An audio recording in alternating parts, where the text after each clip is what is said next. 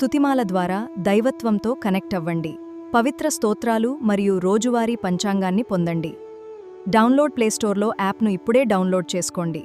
పద్య గద్య గీత భావార్థములనైన కమలనయను కలుప కలుషహరము. భగవన్నామం పలకడమన్నది ఎప్పుడెప్పుడు పలకడం అలవాటు కావాలి అని అడిగారు. సావధానంగా కూర్చుని ఏమీ పనిలేదు కాబట్టి చెప్తానండి శ్రీరామ శ్రీరామ శ్రీరామ కాదు. ఎప్పుడెప్పుడు భగవన్నామం పలకడం అయిపోవాలో తెలుసా? కూలిన చోట, కొట్టబడి కుందిన చోట, మహాజ్వరాదులం ప్రిలిన చోట, సర్పముఖ పీడలు పొందిన చోట, ఆర్తులై తూలిన చోట, విష్ణు భవదూరిని పేర్కొనిరేని అక్కాలుని యాతనావితతి కానరు పూనరు దుఃఖభావములు. కూలిన చోట అలా వెళ్ళిపోతూ రాయి తనుకు పడిపోయాడు.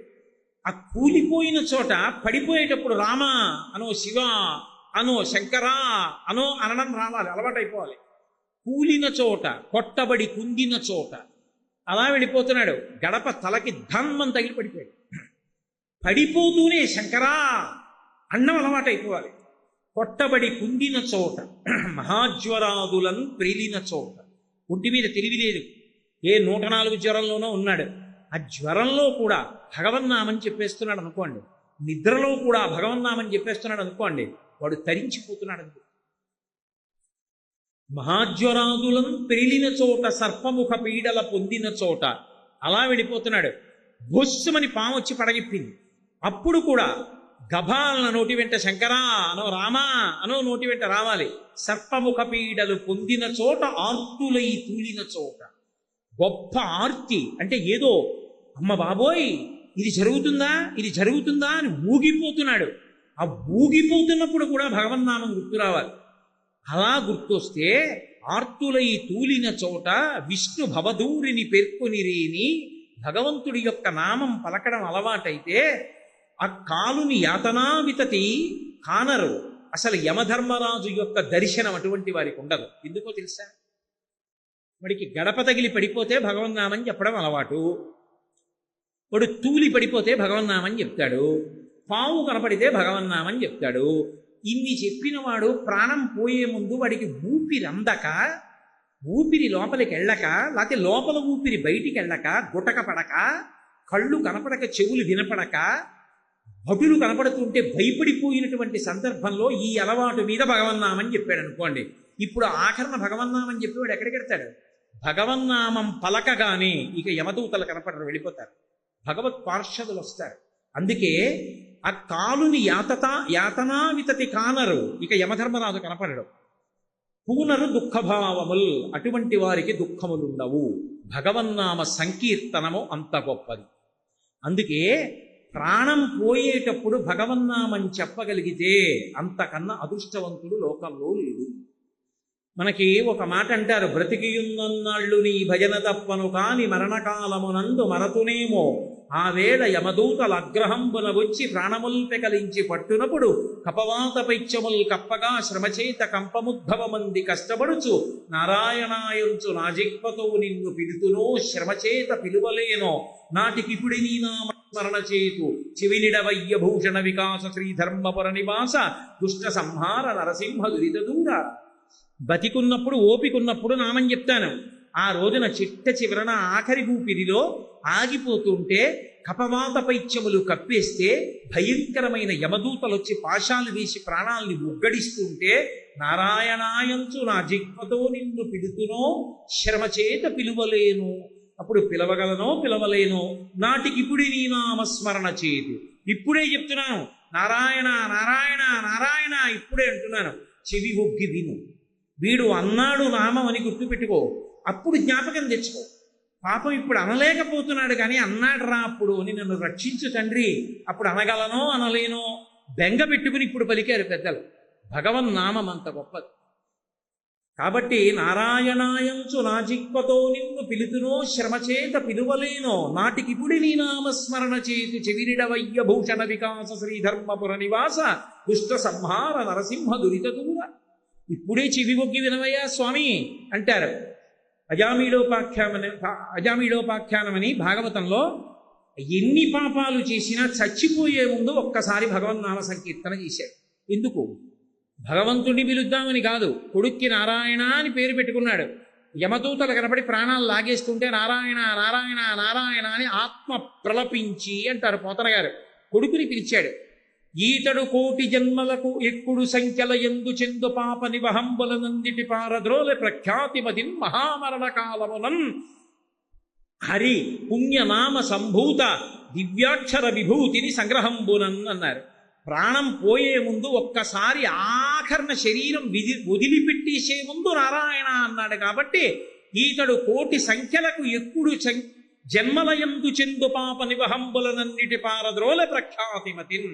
కోటి జన్మలు కాదు, కోటి అంకెలు మీరు వేస్తే అది ఎంత అవుతుందో అన్ని జన్మలలో చేసిన పాపాలు ఆఖరణ చెప్పిన నామానికి పోయి. నామం అంత గొప్ప, భగవన్నామమును పలకడం అంత గొప్పది. భగవన్నామం పలకడం అంత తేలిక, అది విడిచిపెట్టుకోవడం అంతటి దరిద్రం. దాన్ని విడిచిపెట్టుకోవడం కన్నా ఇంకోటి లేదు. కానీ ఇన్ని తెలిసి పలకగలమా భగవన్నామాన్ని? పలకలేము. అక్కర్లేనివి ఎన్నో మాట్లాడబుద్ధేస్తుంది. అవసరమైన భగవన్నామం పలకడానికి మాత్రం సమయం ఉంది. అందుకే గోపరాజు గారు అన్నాడు, హరునకు విభీషణున కద్రిచకున్ తిరుమంత్రరాజమై కరికి నహల్యకున్ ద్రుపదకంజకు నాత్తి హరించు చుట్టమై బరగిన ఎట్టి నీ పతిత పావన నామము నాదు జిహ్మపై నిరంతరము నటింపచేయువి కదా శరధి కరుణాపయోనిధి అని అడిగాడు. చాలా గొప్పదే రామనామం. కానీ నేను పలుకుదామంటే పలకగలుగుతున్నానా? ఎప్పుడూ అక్కర్లేని విషయాలన్నీ మాట్లాడతాను. అవసరమైన భగవన్నామం మాత్రం నోటి వెంట రాదు. రామా నువ్వే నా చేత పలికించవయ్యా అన్నారు. నామము ఎంత గొప్పదో తెలుసా? మీకు ఒక్క విషయం చెప్తాను, బాగా జ్ఞాపకం పెట్టుకోండి. భగవన్నామం చెప్పాలని భగవన్నామం చెప్పక్కర్లేదు. అది భగవన్నామం అని తెలియకుండా మీరు భగవన్నామాన్ని క్రియావాచకంగా పలికినా కూడా భగవన్నామం రక్షిస్తుంది. నలుగురు దొంగలు అరణ్యంలోకి వెళ్ళారు. నలుగురు నించున్నారు. ఒకడన్నాడు వనీచరామహ. మనం ఇప్పుడు అరణ్యంలో తిరుగుతాం, బాటసారులు కనపడితే అన్నాడు.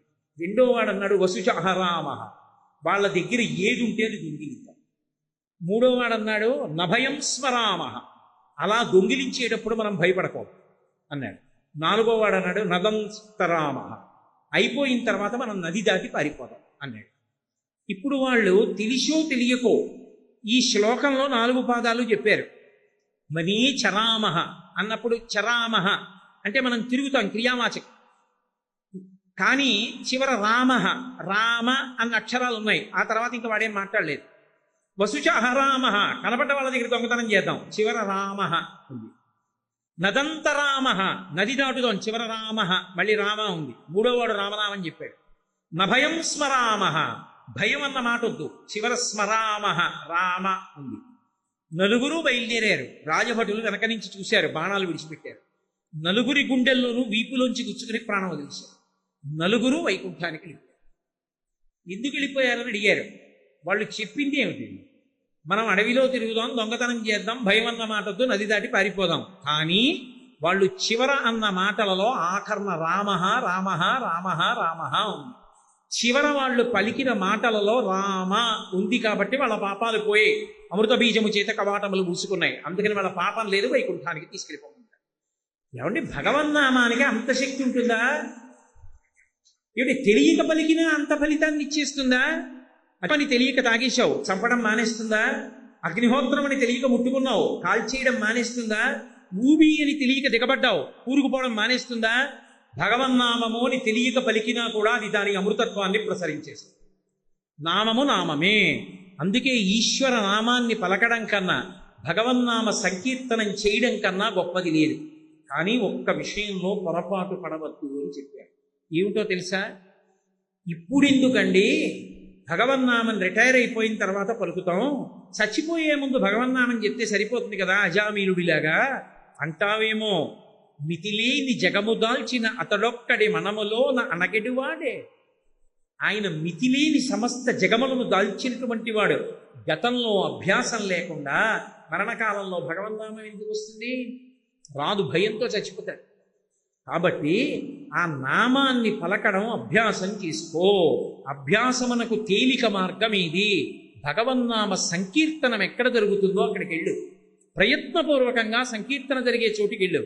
అందుకే ఎక్కడికి వెళ్ళండి భగవన్నామ సంకీర్తన మండలి అని ఉంటుంది. ఏదో లలితా సహస్రనామ సంకీర్తన మండలి, విష్ణు సహస్రనామ సంకీర్తన మండలి, రామనామ సంకీర్తన మండలి, లేదా భగవన్నామ సంకీర్తన మండలి. తెలియనివ్వండి, తెలియకపోనివ్వండి, దేవాలయం ఉన్న చోటికి వెళ్ళి నామం చెప్తే విపరీతమైనటువంటి విశేషం. చక్కగా భగవంతుని యొక్క వాహనం వెడుతున్నప్పుడు ముందు నామం పలుకుతూ వెళ్ళడం, సంకీర్తన చేయడం, నృత్యం చేయడం, దేవాలయంలో కూర్చుని అందరూ కీర్తన చేయడం, ఇది అలవాటు కావాలి. ఆ అలవాటు మనని కాపాడుతుంది.